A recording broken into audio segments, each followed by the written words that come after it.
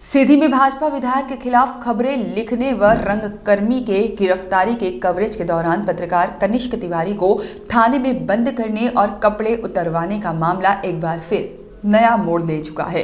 अब पत्रकार कनिष्क तिवारी ने एक बार फिर विधायक सहित जांच अधिकारियों पर गंभीर आरोप लगाए हैं। उन्होंने रेडियो पुलिस अधीक्षक भोपाल द्वारा की गई जांच रिपोर्ट में सवाल खड़े किए हैं। उन्होंने कहा है कि थाने में लगे सीसीटीवी कैमरे का डाटा रिकवर करने व इस दौरान थाने में मौजूद पुलिसकर्मियों ने किन लोगों से बात की है उसके मोबाइल कॉल डिटेल CDR निकाली जाए तो कई बड़े खुलासे होंगे। वहीं अब इस मामले की सिंगरौली SP वीरेंद्र सिंह जांच कर रहे हैं। हालांकि उन्होंने इस पूरे मामले में बोलने से मना कर दिया है। कहा कि अभी विभागीय जांच चल रही है, जांच पूरी होने के बाद उसके बारे में बताया जाएगा। सीधे पत्रकार कनिष्क तिवारी आज सिंगरौली SP के यहाँ अपना बयान देने के लिए पहुंचे थे। उन्होंने पूर्व में किए गए रेडियो पुलिस अधीक्षक की जांच पर सवाल खड़े करते हुए कहा कि उनके साथ मारपीट और गाली गलौज सहित अर्धनग्न कर फोटो खींचने वाले पूर्व अमीलिया थाना प्रभारी अभिषेक सिंह परिहार सहित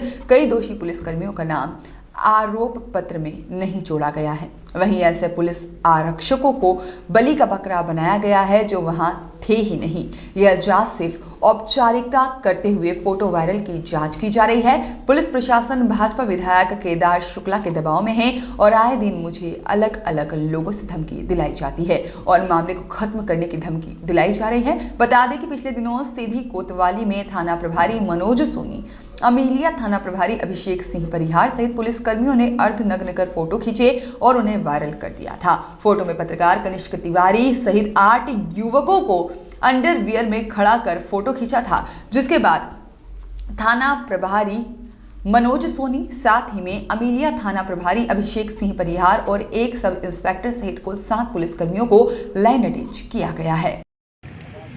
ओके कनिष्क जी, क्या कुछ मामला था? आप अभी फिलहाल में यहाँ सिंगरौली पुलिस अधीक्षक कार्यालय आए हुए थे।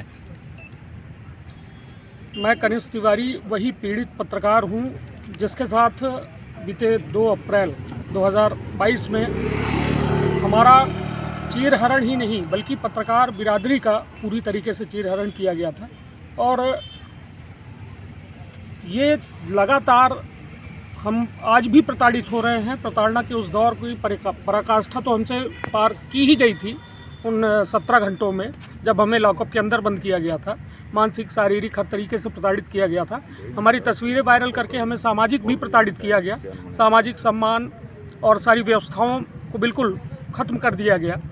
लेकिन आज 8 महीने बीत जाने के बाद भी हमारी स्थिति ये है कि हमें ना कोई सरकारी मदद है, ना कोई व्यवस्था मिली है, ना कोई सुरक्षा मिली है। लगातार धमकियां मिलती हैं कि हमारे खिलाफ जाओगे तो तुम्हारे साथ हम ऐसा कुछ करवा देंगे कि शायद तुम बयान देने लायक न बचो।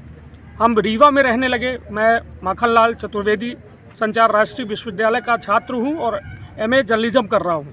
बार बार यहां से नोटिस आती है सिंगरौली SP के यहाँ से कि आपको बयान देने आना है, कथन देने आना है, विभागीय जांच चल रही है। सवाल सबसे बड़ा मेरा ये है कि आखिर कितनी बार ये बयान लिए जाएंगे, कितनी बार कथन लिए जाएंगे, जबकि सारी बातें वस्तु स्थिति स्पष्ट हो चुकी है। जबकि रेडियो SP अमित सिंह खुद आए थे, पूरे मामले की जांच की थी। 6 पुलिसकर्मियों को थाना प्रभारी तत्कालीन मनोज सोनी सहित उन्होंने दोषी पाया था। हालांकि उनकी जांच में कई तरह की विसंगतियां हैं। प्रमुख आरोपियों को उन्होंने दरकिनार करके छोटे छोटे पुलिसकर्मियों को केवल उन्होंने दोषी माना और एक थाना प्रभारी को दोषी माना। पूरे मामले में आपको बता दूं कि CCTV उस दौरान चालू था। हमने खुद जो है मॉनिटर लगा हुआ था जो थाना प्रभारी के कक्ष में, उसमें देखा था कि CCTV चालू था। पूरे काले कारनामे उस CCTV में कैद थे। लेकिन जांच में वो सभी बिल्कुल दूध का दूध पानी का पानी हो जाता, इसलिए उस CCTV को पूरी तरह से नष्ट कर दिया गया। पत्रकार रंगकर्मी और समाजसेवियों का मामला था।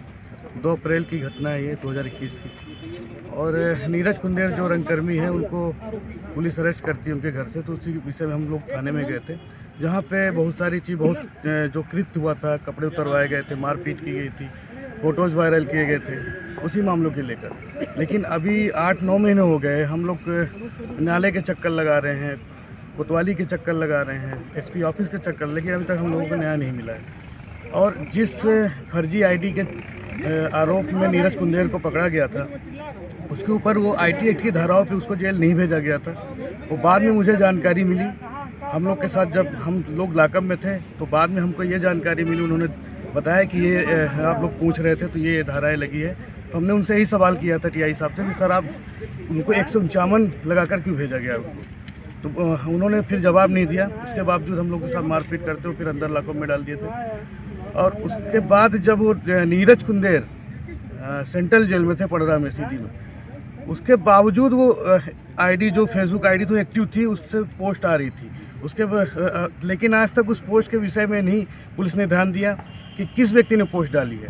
फर्जी तरीके से नीरज कुंदेर को फंसा करके उसको जेल भेज दिया गया था। और हम लोग के ऊपर भी IPC की धाराएं उसी दिन लगाई गई थी अलग से, 151 लगा करके हम लोग को लाकअप में रखा गया 18 घंटे। और जो IPC की धारा लगी आज तक उसका चालान नहीं पेश किया गया। और कभी सिंगरौली मुझे बयान के लिए बुलाया जाता है, कभी सीधी बुलाया जाता है। और अमित सिंह वरिष्ठ पुलिस अधीक्षक SP थे जो भोपाल से आए थे पुलिस मुख्यालय से, तो वो भी आए थे। उन्होंने भी अपना निष्कर्ष दिया हुआ है जांच के बाद कि थाना प्रभारी को ही आरोपी बनाया गया था, मनोज सोनी जी को। आज तक उनके ऊपर FIR नहीं हुई है। अगर FIR नहीं हुई तो क्या वो निर्दोष हैं? अगर दोषी हैं तो FIR होना चाहिए। और मुख्यमंत्री जी ने भी आश्वासन दिया था, उन्होंने निलंबित किया था मुख्यमंत्री माननीय शिवराज सिंह जी ने कि जो भी है तो ऐसा बर्ताव होगा तो बिल्कुल नहीं बख्शे जाएंगे। तुरंत अभिषेक सिंह परिहार और मनोज सोनी जी को निलंबित। सुधाकर मिश्रा की रिपोर्ट।